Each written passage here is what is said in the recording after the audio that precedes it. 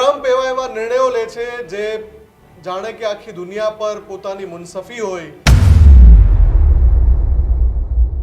કે આપણે અમેરિકા સાથે સંબંધ બગાડ્યા વિના આપણા જરૂરિયાત પૂરી કરવા માટે સોલ્યુશન કાઢવાનું છે.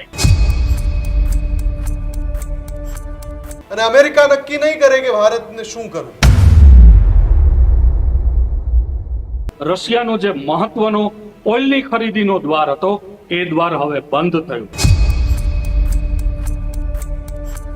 તો પછી ભારત પાસે બીજા કયા એવા વિકલ્પો ખુલ્લા છે કે જ્યાંથી ભારત એ કાચું તેલ લાવી શકે કે એલપીજી લાવી શકે? પેટ્રોલ ડીઝલમાં મોટા પાયે ભાવ વધારો કરવો પડશે. જેમ ભારતને વધુ એક વખત આમાં છૂટ આપવામાં આવે. રશિયા અને ચીનની મદદથી પણ શું આપને એવું લાગી રહ્યું છે કે આ યુદ્ધ પૂર્ણાહુતિ તરફ હજુ નથી જઈ રહ્યું? કે ચીનનું વલણ હંમેશા ઈરાન તરફી રહ્યું છે.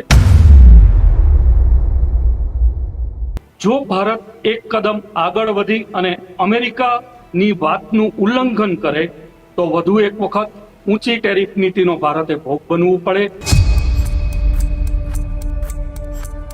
અમેરિકા કોઈ પણ રીતે ભારતને રોકી શકે એમ નથી. હજુ સુધી તમે અમારી ચેનલને સબસ્ક્રાઇબ નથી કરી તો અત્યારે જ ન્યૂઝરૂમ ગુજરાતને સબસ્ક્રાઇબ કરો, ફેસબુક અને ઇન્સ્ટાગ્રામ પર ફોલો કરો.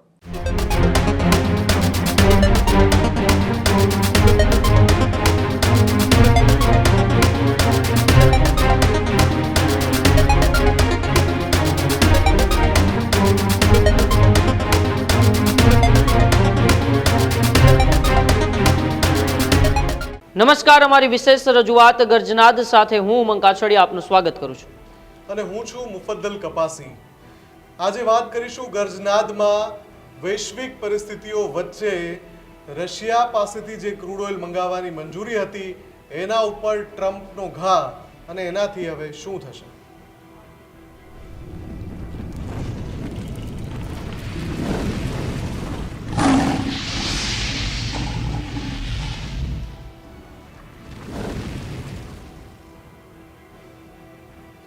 તો દુનિયા આખી અત્યારે કટોકટી, સંકટ, સમસ્યા, ઉર્જા જે પુરવઠો છે એમાં કટોતી, આ બધા મુદ્દાઓથી ઝઝૂમી રહી છે. અને મોટા ભાગે જો જોવા જઈએ તો આ બધા મુદ્દાઓની પાછળ એક જ માણસ છે, એનું નામ છે ડોનાલ્ડ ટ્રમ્પ. ટ્રમ્પ એવા નિર્ણયો લે છે જે જાણે કે આખી દુનિયા પર પોતાની મુનસફી હોય, પોતે જે કરે એ જ અંતિમ હોય, એ પ્રકારે એવા નિર્ણયો લે છે જેનાથી અમેરિકાને તો ફાયદો થાય છે પણ વિશ્વના અનેક દેશોને નુકસાન પહોંચી રહ્યું છે. અને એની અંદર વધુ એક નિર્ણય એવો લેવાયો છે કે જેનાથી એમ સવાલ પૂછવો પડે કે ભારત પોતાની ઉર્જા જરૂરિયાત ક્યાંથી પૂરી કરશે એ નક્કી કરવા વાળો ડોનાલ્ડ ટ્રમ્પ કોણ?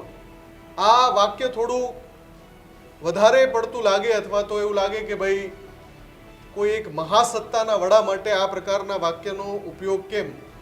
તો ભારત પણ વિશ્વની ટોપ 5 જે અર્થવ્યવસ્થાઓ છે એમાંથી એક અર્થવ્યવસ્થા છે. અને અમેરિકા નક્કી નહીં કરે કે ભારતને શું કરવું. અને આ વાત ભારતનું વિદેશ મંત્રાલય, ભારતના વિદેશ મંત્રી પણ કહી ચૂક્યા છે અલગ અલગ મોરચે.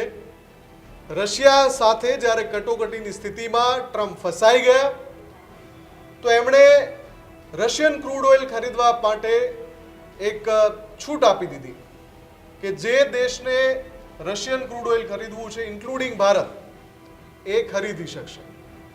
16મી મે આ છૂટનો અંતિમ દિવસ હતો.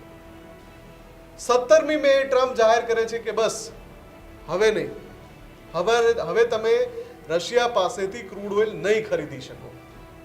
જાણે કે ટ્રમ્પ એવું સાબિત કરવા માંગે છે કે ભારત, ચીન સહિતના જે દેશો છે એ અમેરિકાની ગુલામી કરવા માટે ઘડાયેલા હોય. પણ એવું થવાનું નથી. હા, ચિંતા ચોક્કસથી છે કે જો આપણે દરરોજ 45 થી 50 લાખ બેરલ ઇમ્પોર્ટ કરતા હોય ક્રૂડ ઓઇલની અને એમાં 20 થી 22 લાખ બેરલ પ્રતિદિન ક્રૂડ ઓઇલ રશિયા ભારતને મોકલતું હોય અને હવે જો ટ્રમ્પ એમાં વચ્ચે અડંગો નાખે તો એની આપૂર્તિ ભારત ક્યાંથી કરશે? એક તો ઓલરેડી આખી દુનિયામાં ઉર્જા જે પુરવઠો છે, સપ્લાય ચેઇન છે, એ ખોરવાયેલી છે. એમાં વળી આ રશિયા ઉપર પ્રતિબંધ નાખવાની વાત કરીને ટ્રમ્પે સ્થિતિને વધારે કફોડી કરી નાખી છે. અને આ બધા જ કારણોસર પેટ્રોલ અને ડીઝલના ભાવ, જેના ઉપર છેલ્લા 8 દિવસથી અથવા તો એક સપ્તાહથી ભારતમાં ખૂબ ચર્ચાઓ ચાલી રહી છે, કદાચ 10 દિવસ કહો તો પણ ચાલે, ચૂંટણીના પરિણામો આવ્યા એ પછીથી ચર્ચાઓ ચાલી રહી છે કે વૈશ્વિક આર્થિક કટોકટીની અસરો હવે ભારતના છૂટક બજારમાં જોવા મળશે. અને એમાં સૌથી પહેલી અસર થશે પેટ્રોલ ડીઝલના ભાવમાં. આપણે 3 રૂપિયા ભાવ વધારો ઓલરેડી જોઈ ચૂક્યા છીએ, પણ આગામી સમયમાં આ બધી પરિસ્થિતિ શું વધારે ખરાબ રીતે, એટલે કે અસહ્ય કહી શકાય એવો ભાવ વધારો લાવશે? ઉમંગ?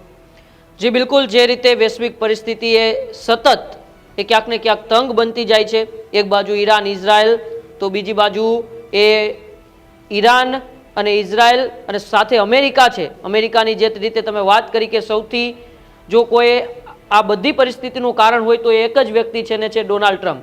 હમણાં જ તેમણે ચીનની પણ મુલાકાત લીધી. ચીનની મુલાકાત બાદ પણ વૈશ્વિક પરિસ્થિતિઓમાં અનેક બદલાવો આવ્યા, પરંતુ આજે જે સમાચારો સામે આવ્યા કે ડોનાલ્ડ ટ્રમ્પે 16 મે સુધીની જે ક્રૂડ ઓઇલ છે તે રશિયા પાસેથી ખરીદવાની જે અનુમતિ આપી હતી, કારણ કે એ એવી રીતે વાત કરે કે ભારત એ અમેરિકા ઉપર નિર્ભર હોય છે, ભારત અમેરિકાના નિર્ણયો ઉપર નિર્ભર હોય છે, પરંતુ આજે જે રીતે રશિયા પાસેથી ક્રૂડ ઓઇલ ખરીદવાની ના પાડી દીધી છે, ત્યારબાદ હવે ભારતનો એ ક્રૂડ ઓઇલનો જથ્થો એ ક્યાંથી લાવવામાં આવશે, અને જો એ ક્રૂડ ઓઇલનો જથ્થો પૂરો ન થાય તો પછી ઉર્જા સંકટ આવશે કે નહીં, તેને લઈને જ આજે આપણે ગડનાથમાં વાત કરવી છે. આપણી સાથે નિર્મલભાઈ નથવાણી પણ જોડાયેલા છે ફોન લાઈન ઉપર, જગદીશભાઈ વ્યાસ પણ જોડાયેલા છે. આપણે સીધી જ ગડનાથમાં આપણે તેની સાથે ચર્ચા કરવી છે. બિલકુલ. અને સૌથી પહેલી મારે વાત એ કરવી છે કે આની પહેલા જ્યારે અમેરિકાએ કોશિશ કરી હતી ભારત પર એ પ્રતિબંધો લાદવાની કે ભાઈ રશિયા પાસેથી ક્રૂડ ઓઇલની ખરીદી બંધ કરે, અમેરિકાનું કહેવું એવું હતું કે જો ભારત ખરીદી બંધ કરશે તો યુક્રેન યુદ્ધ લડી રહેલા રશિયા ઉપર દબાણ વધશે અને એનાથી રશિયા પાછી પાની કરશે. એ વખતે ભારતના વિદેશ મંત્રી એસ જયશંકરે અમેરિકન સેક્રેટરીને બહુ જ કડક શબ્દોમાં કહ્યું હતું કે તમારા સહિત યુરોપ જે મનમાં આવે એ રશિયા પાસેથી ખરીદે છે, તમારા સહિત એટલે અમેરિકા સહિત યુરોપ જે મનમાં આવે એ ખરીદે છે, તો તમે અમને કહેવા વાળા કોણ? ને આજની સ્થિતિમાં પણ એ ભારત જ નક્કી કરશે કે રશિયા પાસેથી કેટલી માત્રામાં ખરીદવું. હા, અહીંયા એક પેચ ફસાયેલો છે ઉમંગ, અને એ પેચ અમેરિકા અને આ જે ખંધા ડોનાલ્ડ ટ્રમ્પ છે એ સારી પેઠે જાણે છે. એ પેચ એવો છે, એના ઉપર નિર્મલભાઈ વધારે પ્રકાશ પાડશે. આપણો એક ટ્રેડ એગ્રીમેન્ટ છે એ અમેરિકા સાથે હજુ પૂરો નથી થયો, અને એ ટ્રેડ એગ્રીમેન્ટ પૂરો ન થાય અને આપણે જો તેલ ખરીદવાનું ચાલુ રાખીએ તો જે પેલી ટેરિફ વાળી વાત છે એના ઉપર પાછું ટ્રમ્પ આવી જાય. એટલે નિર્મલભાઈ, કદાચ અમેરિકાને ધ્યાનમાં એ જ છે કે ભાઈ પેલું ટ્રેડ ડીલ ફાઇનલ થઈ નથી અને હવે આપણે ભારતને કહીએ કે ભાઈ રશિયા પાસેથી ના ખરીદો. મુફદ્દલજી, આપે એકદમ મહત્વની વાત કરી. જ્યારે ડોનાલ્ડ ટ્રમ્પે આકરી ટેરિફ નીતિની જાહેરાત કરી ત્યારે વિશ્વના ઘણા બધા દેશો અમેરિકા પાસે કાકલુદી કરવા ગયા હતા કે ટેરિફના દર ઘટાડો. કેટલાક સમૃદ્ધ કહી શકાય એવા રાષ્ટ્રો હતા, એમણે પણ અમેરિકા પાસે રજૂઆત તો કરેલી. એમાં એની ભારતની પણ એક રજૂઆત હતી, જેથી કરીને ભારતીય નિકાસકારોને અમેરિકન બજારમાં કોઈ ફટકો ન પડે. ત્યારે અમેરિકાએ કેટલીક શરતો આવા જુદા જુદા રાષ્ટ્રો સમક્ષ મૂકી હતી. ભારત પર ટેરિફનો દર 50% લાગુ પાડવામાં આવ્યો હતો, પણ ભારત પર એક શરત લાગુ પાડવામાં આવી હતી, અને એ હતી કે હાલ તમે રશિયા પાસે જે ઓઇલનો જથ્થો ખરીદો છો એ પ્રારંભિક તબક્કે તમારે ઘટાડવાનો અને નજીકના ભવિષ્યમાં જ તમારે રશિયા પાસેથી ઓઇલની ખરીદી બંધ કરવાની, અને જો કરવી હોય તો અમારી મંજૂરી લેવાની. ભારતે સ્વાભાવિક રીતે એક તરફ કૂવો બીજી તરફ ખાઈ હોવાને કારણે પ્રારંભિક તબક્કે એમાં મૂક સંમતિ દર્શાવવી જ પડી હોય, અને હવે અમેરિકા આકરી નીતિ તરફ આગળ વધી રહ્યું છે. અત્યાર સુધી તો 2 વખત અમેરિકાએ ભારત માટે રશિયા પાસેથી ઓઇલ ખરીદવાની વાત છે એમાં મુદતમાં વધારો કરી આપ્યો હતો, પરંતુ આ વખતે જ્યારે 16મી મેના રોજ એ ડેડલાઇન પૂરી થઈ ત્યારે અમેરિકાએ હવે રશિયા પાસેથી ઓઇલ ખરીદવાની છૂટ આપવાનો ભારત પર પ્રતિબંધ મૂકી દીધો. એમણે એમ કીધું કે હવે તમને કોઈ છૂટ મળશે નહીં, અને આથી ભારત માટે રશિયાનો જે મહત્વનો ઓઇલની ખરીદીનો દ્વાર હતો એ દ્વાર હવે બંધ થયું. એક તરફ વિશ્વ બજારમાં જ્યારે ક્રૂડ ઓઇલના ભાવ વધી રહ્યા છે ત્યારે રશિયા પાસેથી આપણને પ્રમાણમાં નોંધપાત્ર રીતે ઓછી કિંમતે જે ક્રૂડ ઓઇલ મળી રહ્યું હતું એ ક્રૂડ ઓઇલ રશિયાની હજુ આજની તારીખે પણ સંમતિ હોવા છતાં પણ આપણે મેળવી ન શકીએ એવી સ્થિતિમાં છીએ. મેળવવા જઈએ તો મેળવી શકાય એમ છે, કારણ કે કોઈ કાનૂની પ્રતિબંધ નથી. પણ જો ભારત એક કદમ આગળ વધી અને અમેરિકાની વાતનું ઉલ્લંઘન કરે તો વધુ એક વખત ઊંચી ટેરિફ નીતિનો ભારતે ભોગ બનવું પડે. એ સહિતના અન્ય કેટલાક પ્રતિબંધો પણ અમેરિકા દ્વારા ભારત પર લાગુ પાડવામાં આવે અને પ્રમાણમાં ઠીક ઠીક કહી શકાય એવા જે મૈત્રીપૂર્ણ સંબંધો અત્યારે ભારતના અમેરિકા સાથેના છે એના પર પણ કેટલાક પ્રશ્નાર્થો સર્જાય. કારણ કે અમેરિકાએ તાજેતરમાં જ પાકિસ્તાન સાથે પોતાની દોસ્તીની ઘનિષ્ઠતા વધારી છે. તાજેતરમાં જ ડોનાલ્ડ ટ્રમ્પે ચાઇનાની મુલાકાત પણ લીધી. આમ ભારતના જે પડોશી રાષ્ટ્રો છે કે જે અમેરિકાના ધ્યાને છે કે ભારત સાથે બહુ મનમેળ નથી, એવા રાષ્ટ્રો સાથે અમેરિકા પોતાની ઘનિષ્ઠતા વધારી રહ્યું છે, જે પણ ભારત માટે એક પડકાર બની શકે જો અમેરિકાની વાતનો સ્વીકાર ન કરવામાં આવે તો. ટૂંકમાં અમેરિકાની વાત માનવી પડે એની પાછળ કેટલાક જીઓપોલિટિકલ રીઝન્સ છે. મુફદ્દલજી, અત્યારે પણ જે સ્થિતિ છે એમાં ભારત પર કોઈ સીધો પ્રતિબંધ નથી. આ એક બહુ જ નોંધપાત્ર બાબત છે. અમેરિકા કોઈ પણ રીતે ભારતને રોકી શકે એમ નથી, પણ જો ભારત રશિયા પાસેથી 16મી મે પછી ઓઇલની ખરીદી કરવાનું ચાલુ રાખે તો તેના શું પરિણામ હોઈ શકે એનો અભ્યાસ ભારતે પણ કર્યો હોય. એક તો પોતાના થોડા દુશ્મન મનાતા એવા બે પડોશી રાષ્ટ્રો સાથેની અમેરિકાની ઘનિષ્ઠતા એ ભારત માટે એક મૂંઝવનારો પ્રશ્ન છે. આ સિવાય પણ જ્યારે ડોલરનું વૈશ્વિક બજારમાં ખૂબ જ મહત્વ છે ત્યારે ડોલર સાથે સંકળાયેલી વિવિધ નાણાકીય સંસ્થાઓ, લગભગ તમામ મોટી નાણાકીય સંસ્થાઓ ડોલરના કારોબાર સાથે સંકળાયેલી હોય જ છે. હવે જો એ બધી સંસ્થાઓ ઉપર ભારત સાથે વ્યવહારો કરવા પર અમેરિકાના પ્રતિબંધો લાગુ પાડવામાં આવે તો આંતરરાષ્ટ્રીય સ્તરે પણ ભારતને બહુ મોટો ફટકો પડી શકે એમ છે. વધુ એક વખત રૂપિયાનું નોંધપાત્ર માત્રામાં ધોવાણ થઈ શકે એમ છે, અને જો ધોવાણ થાય તો ભારત સમજે જ છે કે જે ઓઇલની આયાત કરવાની છે એનું પેમેન્ટ ડોલરમાં થવાનું છે, અને એક વિકટ સમસ્યાઓ ભારત સામે એક નવા સ્વરૂપે આકાર લે એવું બની શકે. આ ગંભીરતા ધ્યાનમાં રાખીને ભારત એકદમ ફૂંકી ફૂંકીને આગળ વધી રહ્યું છે. વિશ્વના અન્ય રાષ્ટ્રો સાથે ભારત સહયોગ સાધી રહ્યું છે. અગાઉ આપણે 4 કે 5 રાષ્ટ્રો પાસેથી જ ઓઇલની આયાત કરતા હતા. મુફદ્દલજી, આજે આપણે 41 જેટલા નાના મોટા રાષ્ટ્રો પાસેથી ક્રૂડ ઓઇલની આયાત કરતા થયા છીએ. ફક્ત 4-5 રાષ્ટ્રો પર આપણી જે નિર્ભરતા હતી એ નિર્ભરતા ઘટાડવાનો આપણે પ્રયત્ન કરી રહ્યા છીએ. કેટલાક આફ્રિકન દેશો સાથે પણ આપણે હાથ લંબાવ્યો છે, એની સાથે પણ આપણે હાથ મિલાવ્યો છે. હવે જો રશિયા પાસેથી ઓઇલની ખરીદી કરવાના મુદ્દે ભારત પર પ્રતિબંધ આવે છે, અમેરિકાની મંજૂરી નથી મળી શકતી, તો સ્વાભાવિક છે કે ખાડી દેશોમાંથી આજે ક્રૂડ ઓઇલની આયાત કરવી બહુ જ મુશ્કેલ બની છે. કારણ કે સ્ટ્રેઇટ ઓફ હોર્મુઝ એ આ ખરીદીને અવરોધતો એવો એક માર્ગ બની ચૂક્યો છે. ત્યારે હવે ભારત પાસે આફ્રિકન રાષ્ટ્રો સાથે હાથ મિલાવવાનો એક વિકલ્પ ખુલ્લો છે. હવે આપણે અંગોલા, નાઇજીરિયા, લીબિયા, આ બધા જે આફ્રિકન રાષ્ટ્રો છે એની સાથે તાલમેલ સાધી અને તેઓ પાસેથી આયાત કરવાનું. દેશો સાથે નિર્મલજી અત્યારે ત્યાંથી સપ્લાય મંગાવવાનું શરૂ પણ થઈ ગયું છે. આપણી સાથે જગદીશજી જોડાઈ ગયા છે ફરી એકવાર. જગદીશજી, સવાલ એ હું પૂછી રહ્યો હતો કે અને નિર્મલજીએ બહુ જ વિસ્તારથી એ જવાબ આપી દીધો છે, એટલે હું હવે થોડું એમાં આગળ વધું કે રશિયા જે છે એ અત્યારે જો આપણને ક્રૂડ ઓઇલ સપ્લાય ન આપી શકે બીકોઝ ઓફ જે ટ્રમ્પે કહ્યું કે ભાઈ બસ હવે તમે નહીં ખરીદી શકો, અને જેમ નિર્મલજી કહે છે એમાં ઘણી બધી બીજી બધી સંભાવનાઓ પણ છે. જો આપણે અમેરિકાની વાત ન માનીએ તો સૌથી મોટી ચિંતા ટ્રેડ ડીલની છે, કેમ કે ટ્રેડ ડીલ હજુ ફાઇનલ થઈ નથી. બીજી ડોલર સામે રૂપિયાના અવમૂલ્યનની ચિંતાઓ છે, ત્રીજું અમેરિકાની પાસે બીજા પણ કેટલાક એવા મુદ્દાઓ છે કે જેમાં એ ભારત પર દબાણ વધારી શકે. ખાસ તો જીઓપોલિટિકલ રીઝન છે એ પણ એક કારણ છે. પણ જે રીતે ભારત કેટલાક સ્વાયત્ત નિર્ણય લઈ રહ્યું છે છેલ્લા કેટલાક સમયગાળામાં, આ એક સમય છે જ્યાં ભારતે કોલ લેવો જોઈએ. આપને શું લાગે છે?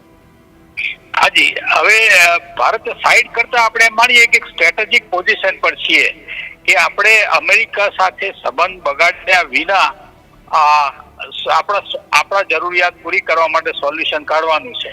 હવે આની અંદર અત્યારે પોઝિશન અમેરિકાની એવી છે કે ચાઇનાની ટ્રીપ કરી એમાં બહુ કઈ એમને લાભ થયો નથી, અને જે હોર્મુઝની વાત હતી એ જ વાત ત્યાંની ત્યાં જ અટકીને રહી છે. અને એ સિવાય એમને ભલે ટ્રેડિંગ માટે એમના બિઝનેસ માટે થોડું ઘણું થયું હશે ચાઇના અમેરિકા વચ્ચે, પરંતુ યુદ્ધ માટે થઈને કોઈ ડિસિઝન લેવાયું નથી, અને બીજા કશા માટે પણ તાઇવાન પણ લેવાયું નથી.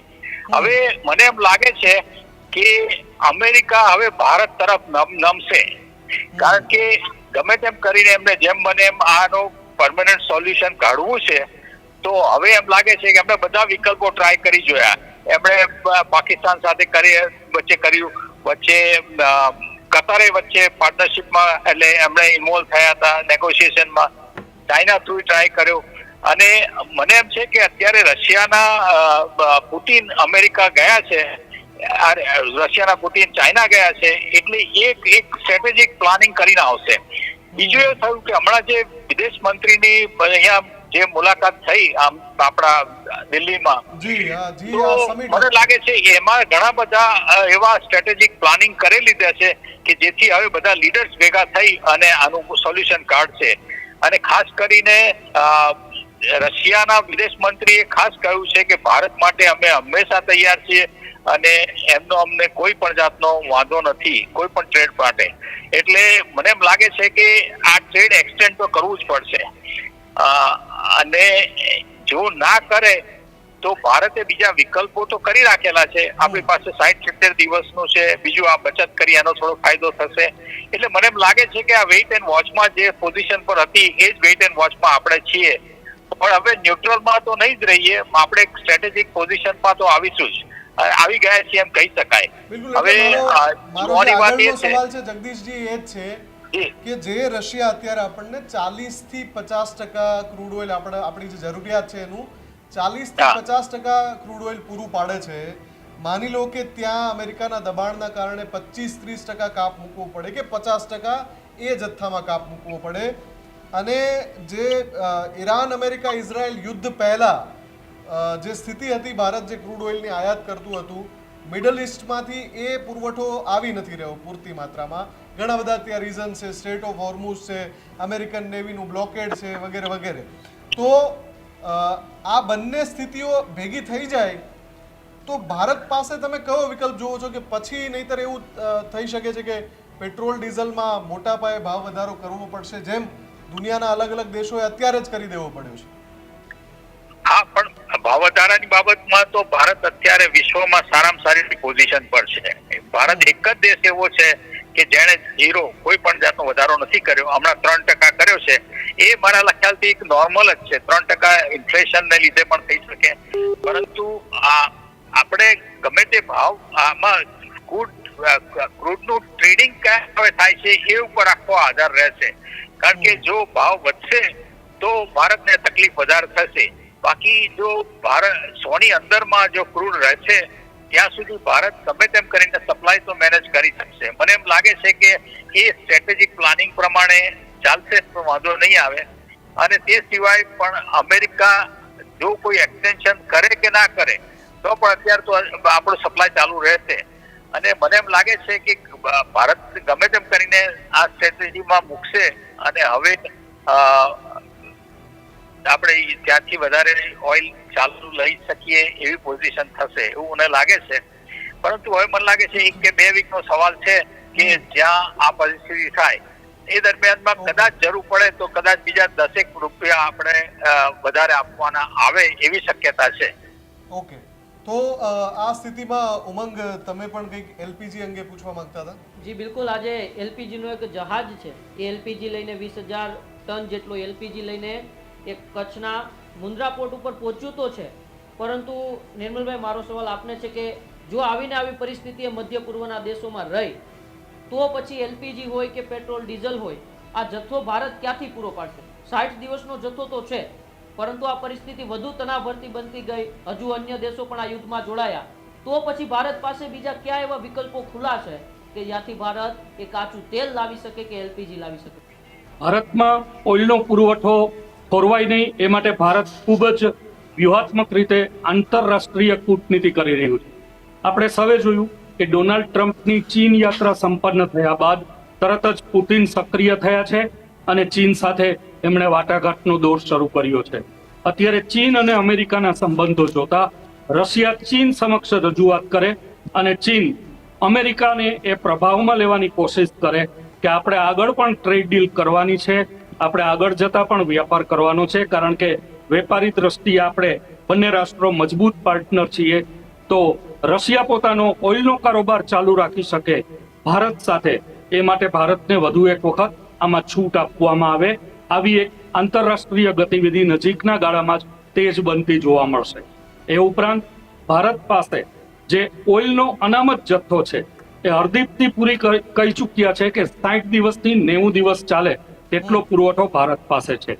પ્રધાનમંત્રીશ્રીએ દેશના લોકોને ઓઇલનો મર્યાદિત માત્રામાં વપરાશ કરવાનું એક સૂચન કે અપીલ કરી છે. જો એ અપીલ સાર્થક બને, દેશના નાગરિકો હાલ તો સહયોગ આપી રહ્યા છે, એ સહયોગ જો યથાવત રહે તો એ 60 દિવસનો જથ્થો આપોઆપ જ 90 દિવસ કે 120 દિવસનો જથ્થો બની જાય, કારણ કે વપરાશમાં નોંધપાત્ર ઘટાડો થાય. આ રીતે પણ ભારત પોતાની અનામત, ઓઇલ અનામત પરોક્ષ રીતે વધે એવા પ્રયત્નો કરી રહ્યું છે. એ ઉપરાંત વિશ્વના અન્ય દેશો સાથે પણ ભારતે જે સહયોગ સાધ્યો છે, 41 જેટલા રાષ્ટ્રો સાથે આજે ભારતનો ઓઇલનો વેપાર નાના મોટા પાયે થઈ રહ્યો છે. આફ્રિકન રાષ્ટ્રોનો વધુ એક વખત સહયોગ લેવામાં આવે કે જેમાંથી સ્ટ્રેઇટ ઓફ હોર્મુઝ પણ આપોઆપ બાયપાસ થઈ જાય અને ભારતને વિના વિઘ્ને ઓઇલનો પુરવઠો મળતો રહે. આ વ્યૂહરચના અત્યારે ભારત ગોઠવી રહ્યું છે. મને એવું લાગે છે કે ખૂબ જ નજીકના ભવિષ્યમાં રશિયા અને ચાઇનાની દરમિયાનગીરીથી વધુ એક વખત કદાચ અમેરિકા નરમ વલણ અપનાવે અને ભારતને હજુ પણ વધુ થોડા સમય માટે ઓઇલની ખરીદી કરવાની છૂટ આપે એવો નિર્ણય આવી શકે તો એ ભારતના હિતમાં હશે. બિલકુલ. અને બીજી એક વાત જે છે કે જેમાં જગદીશજીને મારે સવાલ પૂછવો છે. જગદીશજી, ઓપેક રાષ્ટ્રોમાંથી યુએઈનું ઐતિહાસિક રીતે બહાર થઈ જવું, યુએઈ ઓપેક રાષ્ટ્રમાંથી બહાર નીકળે છે એના થોડા દિવસો પછી, અને યુએઈ એટલે નીકળે છે કે ઓપેકના નિયમો છે કે જે મર્યાદા નક્કી થઈ હોય એટલું જ દૈનિક ક્રૂડ ઓઇલનું ઉત્પાદન કરવું. યુએઈ ઈચ્છે છે કે ભાઈ અમારે વધારે કરવું છે, અને એના પછી થોડા દિવસો પછી વડાપ્રધાન મોદી ત્યાં જાય છે, લાંબા ગાળા માટે ક્રૂડ ઓઇલ આપવાનો કરાર કરે છે. એટલે આ પણ એક સંકેત છે કે ભારતે ઘણા બધા રસ્તાઓ ખોલી નાખ્યા છે, અને જેનાથી જો માનો કે રશિયાવાળી સ્થિતિ પેદા થાય કે બીજી કોઈ સ્થિતિ પેદા થાય કે ત્રીજી કોઈ સ્થિતિ પેદા થાય તો ભારતે મલ્ટિપલ વેઝ ઓપન રાખ્યા છે કે જ્યાંથી ક્રૂડ ઓઇલની આપૂર્તિ થઈ શકે. જગદીશજી. હાજી, ના બરાબર છે. આપણા વિકલ્પો ઘણા વખતથી આ પ્લાન કરી દીધેલા છે. યુએઈ સાથેના સંબંધો આપણે જેવા રશિયા સાથે છે એવા જ એક અનબ્રેકેબલ રિલેશન કહી શકાય, અને એના માટે એક જ અત્યારે ઘણા બધા એગ્રીમેન્ટ થયા છે અને અમેરિકાને એ પુરવઠો મળતો રહેશે. યુએઈ જ્યારે ઓપેકમાંથી સેપરેટ થાય છે એ ઘણા વખતથી આ ચાલતું હતું, આ ધુમાતું હતું. હવે આજે પરિસ્થિતિ એવી થઈ છે કે ઈરાને ડ્રોનનો હુમલો સાઉદી ઉપર કરેલો છે, એટલે હાજી યુએઈ પર જી, એટલે હવે એ મિડલ ઇસ્ટના કન્ટ્રી હવે અમેરિકા પર દબાણ આપશે કે અમેરિકા અત્યારે યુદ્ધમાં જઈ શકે એમ નથી, અને આ સોલ્યુશન કાઢવું કઈ રીતે, એટલે ઈરાને આ એક ગૂગલ નાખી એવું લાગે કે જેથી કરીને હવે અમેરિકાએ ગમે તેમ કરી કોમ્પ્રોમાઇઝ જલ્દી કરવો પડે, કારણ કે એમને સંબંધો આ બધા રાષ્ટ્રોમાં ત્યાં આગળ એમની સેના રાખવી જ છે, ત્યાં એમના બધા સેન્ટર્સ રાખવા જ છે, અને જે માટે એ લોકો કઈ પણ કરી શકે એમ છે. હવે યુએઈ ની વાત છે તો યુએઈ હંમેશા આપણે સારા સંબંધ છે, અને બીજું કે જરૂરિયાત જેવી ઊભી થાય એવું તરત યુએઈ માંથી આપણને સામાન મળી શકે એમ છે. તે સિવાય મને એમ લાગે છે કે જેમ નાણાવટીભાઈ કહ્યું કે એ પ્રમાણે રશિયા અને ચીન ઇન્ટરવીન કરે તો આ પ્રોબ્લેમ સોલ્વ થશે. અને હવે મને લાગે છે કે અમેરિકા બધા પોતાના વિકલ્પો અજમાવી જોયું છે અને હજી કોઈ એમને એવું સોલિડ રીઝન મળ્યું નથી. એટલે મને એમ લાગે છે કે હવે કોંગ્રેસ ત્યાંની કોઈ પણ જાતના યુદ્ધ માટેનું પાસ નહીં કરે. ઠીક છે નિર્મલભાઈ, સમય પણ હવે ઓછો છે. એક અંતિમ સવાલ પૂછી લઉં. 3-4 ઘટનાક્રમ પહેલા હું કહી દઉં. એક તો ચીનની મુલાકાતે ટ્રમ્પ જાય છે, 3 દિવસની યાત્રા છે. એ ટ્રમ્પ કે જે ઓફ રેમ્પ શોધી રહ્યા હતા કે ભાઈ ઈરાન સાથેનું યુદ્ધ કાયમી કેવી રીતે પૂરું કરવું. ચીન એટલા માટે મહત્વનું હતું કે ઈરાન અને ચીનનું સીધું કનેક્શન છે. બંધ બારણે ત્યાં એવા અહેવાલ આવ્યા કે ભાઈ ભલે મુદ્દો હતો કે બંને દેશો વચ્ચે ટ્રેડ ડીલ થાય, ચીન અને યુએસ વચ્ચે, પણ બંધ બારણે ત્યાં ઈરાન મુદ્દો હતો જ, એવા પણ અહેવાલો આવ્યા. જેવા એ ચીનથી પરત આવે છે ટ્રમ્પ અને એક પોસ્ટ કરે છે, આખી ભાષા એમની બદલાઈ જાય છે અને એ પોસ્ટ કરે છે કે ભાઈ આ તો તોફાન પહેલાની શાંતિ હતી. ઈરાન સાથેના સીઝ ફાયરને ટાંકીને તેઓ લખે છે કે આ તો તોફાન પહેલાની શાંતિ હતી. બીજી તરફ અહેવાલો એવા આવે છે કે અમેરિકન સૈન્યના 50,000 સૈનિકો તૈયાર છે ઈરાન પર ગમે ત્યારે હુમલો કરવા માટે. ત્રીજા અહેવાલ, ઈરાન જવાબ આપે છે અમેરિકાને કે તમે હુમલો કરી તો જુઓ, અમે પણ સંપૂર્ણપણે તૈયાર છીએ વળતો જવાબ આપવા માટે. એટલે આ જે બધી પરિસ્થિતિઓ ઊભી થઈ રહી છે રશિયા અને ચીનની મદદથી, પણ શું આપને એવું લાગી રહ્યું છે કે આ યુદ્ધ પૂર્ણાહુતિ તરફ હજુ નથી જઈ રહ્યું? મુફદ્દલજી, જ્યારે મહાસત્તાઓ વચ્ચે વાટાઘાટો સર્જાય ત્યારે ઇનબોક્સ અને આઉટબોક્સ આ 2 પ્રકારની વાટાઘાટો થતી હોય છે. આઉટબોક્સ હંમેશા વિશ્વનું ધ્યાન ખેંચવા માટે હોય છે, જેમ કે ઉર્જાનો મુદ્દો હોય, સંરક્ષણનો મુદ્દો હોય, એઆઈ જેવો મુદ્દો હોય, ટેકનોલોજી, સાયન્સ, આવા બધા મુદ્દાઓ આંતરરાષ્ટ્રીય સ્તરે મૂકવા માટે લોકોમાં મૂકવામાં આવતા હોય છે. જ્યારે ઇનબોક્સ એ 2 રાષ્ટ્રો વચ્ચેની વ્યૂહરચના હોય છે. ઈરાનનો મુદ્દો ઇનબોક્સમાં હોવાની પૂરી શક્યતા છે, કારણ કે એવી કોઈ મોટી ટ્રેડ ડીલ થઈ હોય એવા આંકડાઓ કે એવું તો કોઈ નિવેદન પણ સામે આવ્યું નથી. એટલું કહ્યું કે બહુ મોટી ટ્રેડ ડીલ થઈ છે, પણ શું એની વિગતો આપવાનો ઇનકાર કરવામાં આવ્યો છે? એનો મતલબ એમાં કાંઈ ભલીવાર નથી. તો પછી સ્વાભાવિક છે કે આ 3 દિવસની યાત્રા ઈરાનના મુદ્દે જ કેન્દ્રિત થઈ હોય, સ્ટ્રેઇટ ઓફ હોર્મુઝના મુદ્દે જ કેન્દ્રિત થઈ હોય. આપણે સૌ જાણીએ છીએ કે ચીનનું વલણ હંમેશા ઈરાન તરફી રહ્યું છે. અત્યાર સુધી ભલે ઈરાન લડત કરતું આવ્યું હોય, પણ એની પશ્ચાત ભૂમિમાં નિશ્ચિતપણે ચીનનો ફાળો હોવાનું કહેવાય રહ્યું છે. એના પુરાવાઓ પણ મળ્યા છે. તો ચીનને ઈરાન સાથેના સંબંધો બાબતે મેનેજ કરવા માટેની ડોનાલ્ડ ટ્રમ્પની આ યાત્રા હોય એવી પૂરી શક્યતા છે.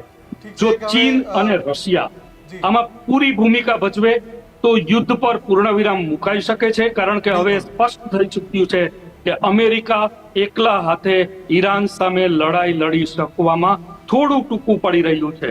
વધુ એક વખત અમેરિકા આ ભૂલ નહીં કરે. ચીનનો એને સહયોગ હશે જે મળવાની ખૂબ ઓછી શક્યતા છે, તો જ એ વધુ એક વખત પ્રહારની ભૂમિકામાં આવશે. બાકી કદાચ અમેરિકા વધુ એક વખત એકલું પડી જાય એવું બની શકે. ઠીક છે, એક ફટાફટ 30 સેકન્ડમાં અંતિમ સવાલ જગદીશભાઈને પૂછી લઈએ. જગદીશભાઈ, જે રીતે પ્રથમ વિશ્વયુદ્ધ બાદ સંયુક્ત રાષ્ટ્રની સ્થાપના થઈ, જે સંયુક્ત રાષ્ટ્ર એ વિશ્વમાં શાંતિ સ્થાપવા માટે આવી પરિસ્થિતિ વારંવાર વિશ્વમાં ન બને તે માટે સ્થપાયું હતું. કેમ છેલ્લા 4-5 વર્ષથી વિશ્વની અંદર જે સ્થિતિ છે, રશિયા યુક્રેનના યુદ્ધથી જે સ્થિતિ શરૂ થઈ છે, તે સ્થિતિને રોકવામાં સંયુક્ત રાષ્ટ્ર એ અસરકારક સાબિત નથી થતું? એનું કારણ શું છે? 4 વર્ષથી સંયુક્ત રાષ્ટ્રને બહુ ઇમ્પોર્ટન્સ મળતું જ નથી. ઘણા બધા પ્રયત્નો થયેલા છે, પરંતુ સંયુક્ત રાષ્ટ્ર પોતે પોતાનું ડિસિઝન મૂકી દે છે, બહાર જણાવી દે છે. પરંતુ એનો અમલ બહુ થયો નથી. અને કોરોના વખતે પણ આપણે જોયું કે ઘણા બધા રાષ્ટ્રોને આ રીતે ઘણું નુકસાન થયું હતું. એટલે મને એમ લાગે છે કે સંયુક્ત રાષ્ટ્રનું અત્યારે રિફોર્મ થવું જરૂરી છે. અને મને આશા એ છે કે સપ્ટેમ્બર મહિનામાં ચાઇનાના જી જિનપિંગ ત્યાં જવાના છે. એટલે મને એમ લાગે છે કે એ વખતે થોડું એક્ટિવેશન વધશે. કારણ કે અત્યાર સુધીમાં ઘણા બધા દેશોએ ટ્રાય કરેલા છે, પરંતુ યુનાઇટેડ નેશનને, કારણ કે અમેરિકા જે સપોર્ટ કરતું હતું ડેમોક્રેટિક પાર્ટી વખતે, એટલો સપોર્ટ અત્યારે રિપબ્લિકન પાર્ટી કરતી નથી. અને એના માટેનું ફંડિંગ બધું જ અમેરિકા આપતું હતું, ઘણું બધું બંધ કર્યું છે. તે સિવાય એન્વાયરમેન્ટમાં અને ઘણા બધામાં અમેરિકાએ ફંડિંગ ઓછું કરી નાખ્યું છે. એટલે જે યુનાઇટેડ નેશનને જે પ્રાયોરિટી છે એ પ્રમાણે હજી ઇફેક્ટ થતી નથી. એટલે પણ મને એમ લાગે છે કે ઈરાને જે અત્યારે સેમ્પલ નાખ્યું કે આ ડ્રોન એ રીતે, તે અમેરિકાને હજી ભડકાવવાનો ટ્રાય કર્યા જ કરે છે કે જેથી જેમ મને જલ્દી સોલ્યુશન આવે. આપણે પણ ઈચ્છીએ કે ભારત પાસેથી આ રીતે એનું લઈ લે અને આપણને ભારતને એટલો ડાયરેક્ટલી ફાયદો થવા મળે.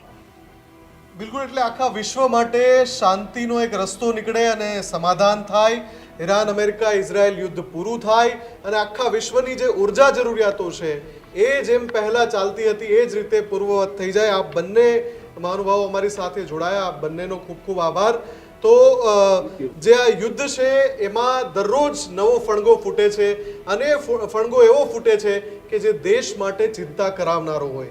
અત્યારનો જે ઘટનાક્રમ છે એ પણ એવો છે કે ક્યાંક ભારતમાં જે ઉર્જા જરૂરિયાતો છે એમાં સંકટ તો નહીં આવે ને, એમાં શોર્ટેજ તો નહીં આવે ને, એવું તો નહીં થાય ને કે હજુ પણ 5 રૂપિયા, 10 રૂપિયા, 15 રૂપિયા કે 20 રૂપિયા પ્રતિ લિટર પેટ્રોલ ડીઝલમાં વધારવાની નોબત આવી જાય. આપણે સૌ ઈચ્છીએ છીએ કે એવું કશું જ ન બને. અને જો જે અત્યારે સરકાર તરફથી અપીલ કરવામાં આવી રહી છે, રાજ્ય સરકાર તરફથી જે અપીલ કરવામાં આવી રહી છે એ પ્રમાણે જનતા પણ જો સાથ સહકાર આપે તો જે આપણો જે પુરવઠો છે, જે રિઝર્વ પુરવઠો છે એમાં પણ વધારો થાય અને જલ્દીથી આપણે સૌ આ સંકટમાંથી બહાર નીકળીએ.